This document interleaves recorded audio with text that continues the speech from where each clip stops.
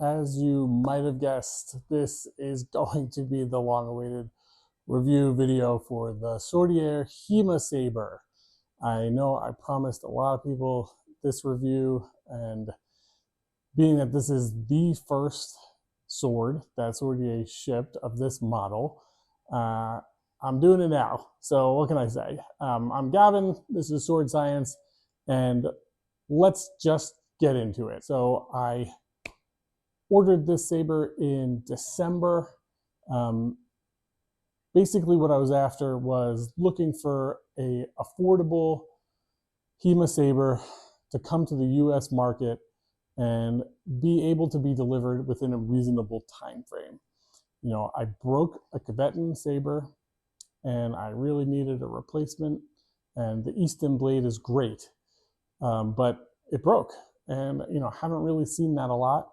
And I was dealing with a D-ring 1820 style Easton saber, and it just wasn't viable for competitions around my scene. At least everybody's more or less going towards the more of the bull guards. So I knew that Alex from Swordier was starting to do HEMA weapons, and he had done some fetters, and apparently they look pretty decent. And I said, well, there's no way I can get this thing made domestically, so let's see what they can do in Longchuan. And that was maybe early December.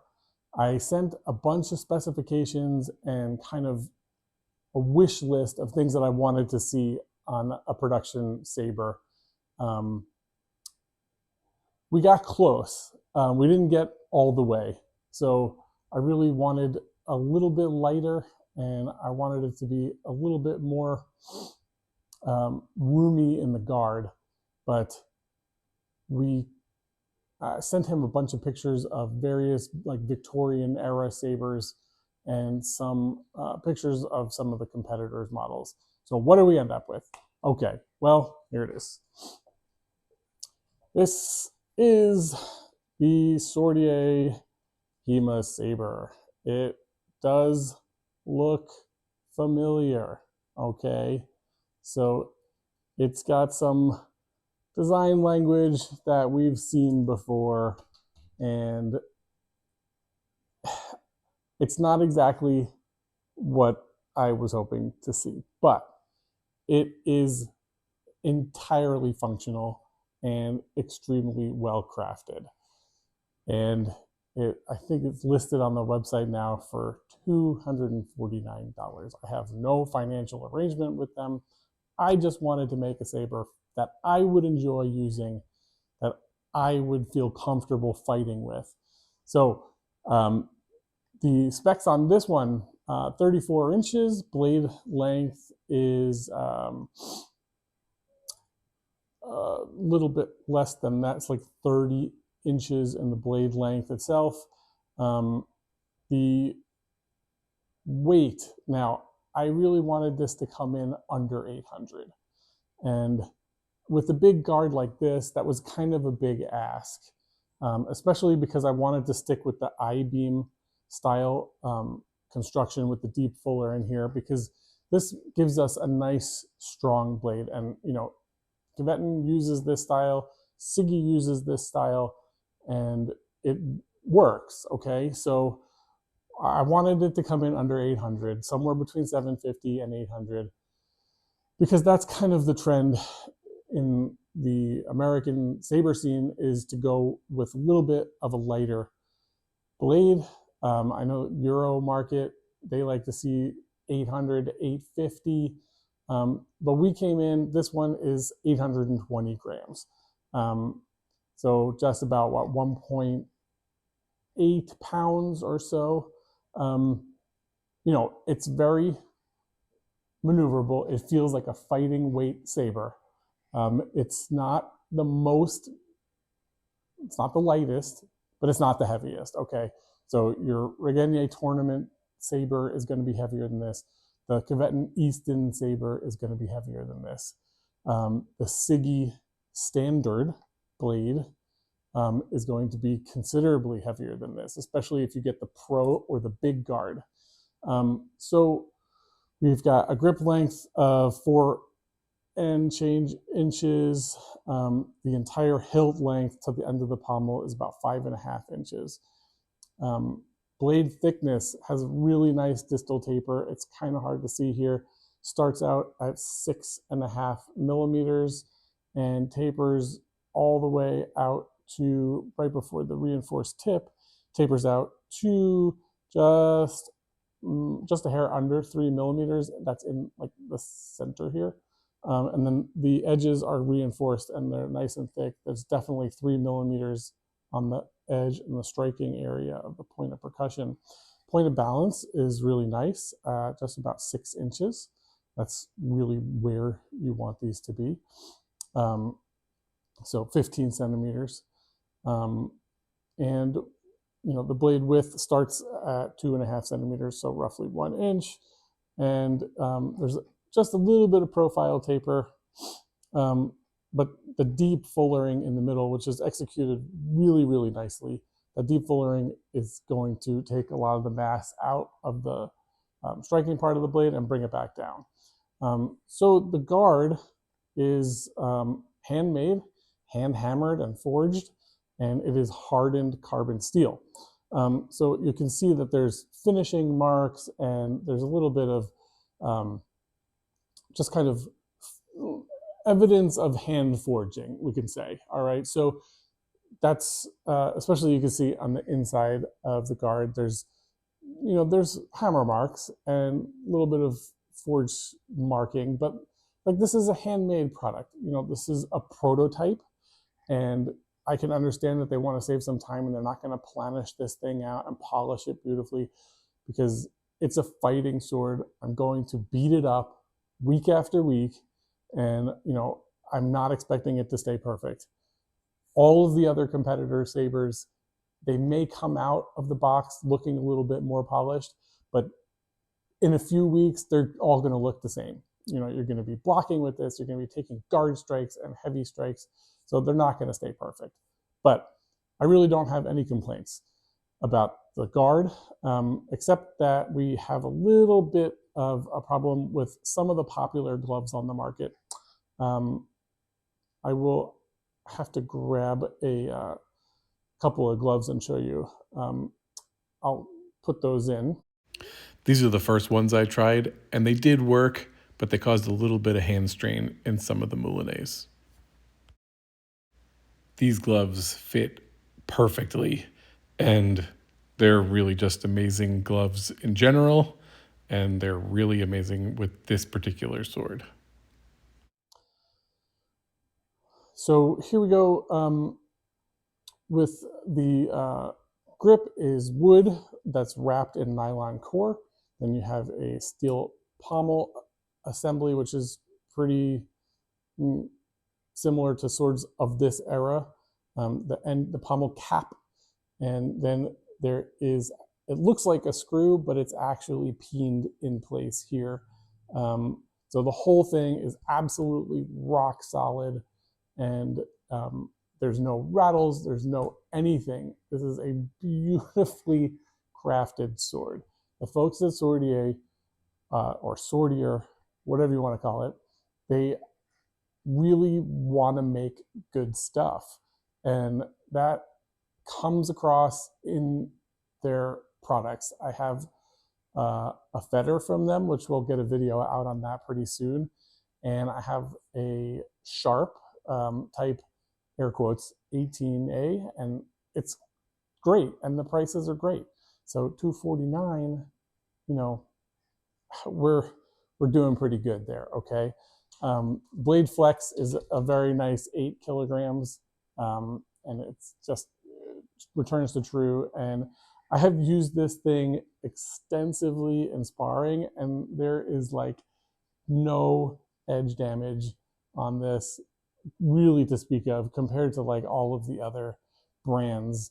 And this has gone up against Tibetans and Regagnes and Siggies and you name it. So this is holding its own. It's 5160 high carbon spring steel.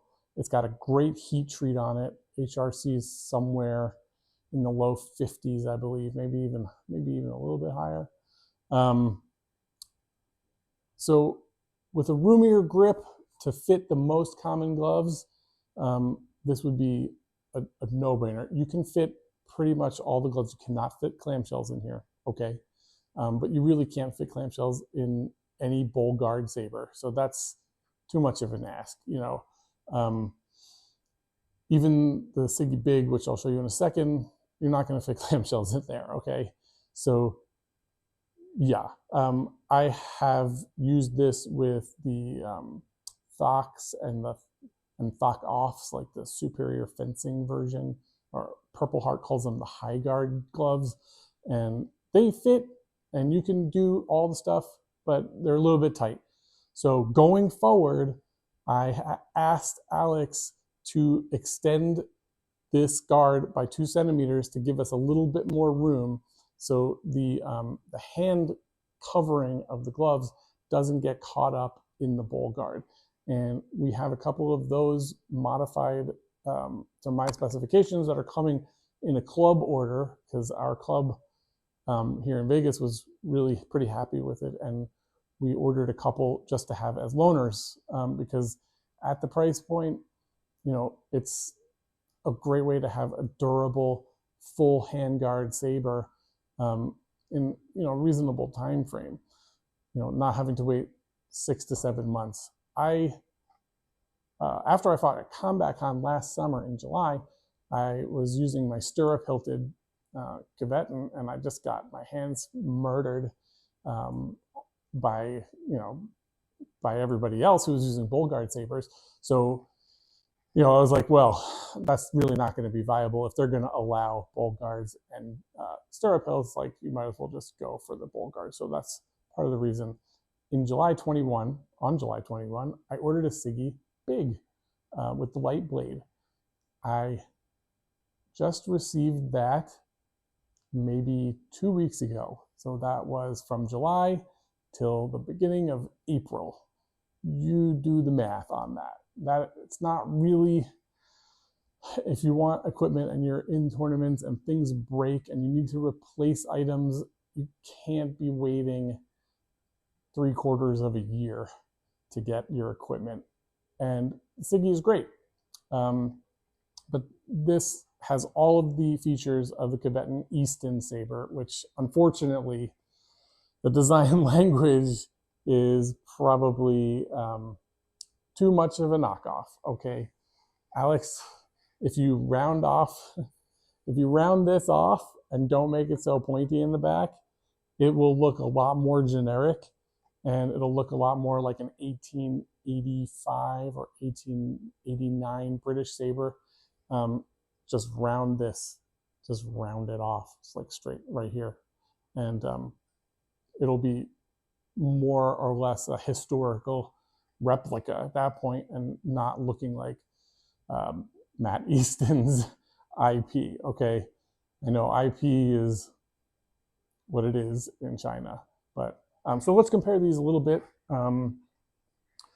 So here is the Siggy Big, and we'll put these side by side, and the Siggy's over here. So you can see that this has a more hand protection than the Siggy. It's wider. I'll try to get the other view here. You can see inside maybe. I hope that's in frame. But, you know, the profile, look, more of my knuckles is showing on the Siggy here. So you have a lot of hand protection, and you know, Siggy Light is 725 grams. So that's almost a different class of saber. This is the lightest you're going to go in, you know, full military weight tournament saber. But, you know, the space that you have for gloves is really comparable. Like, you're not going to get clamshells in either of these guys. Just for comparison's sake, here is a Castile dueling saber. This is a 20mm dueling saber with their standard economy guard.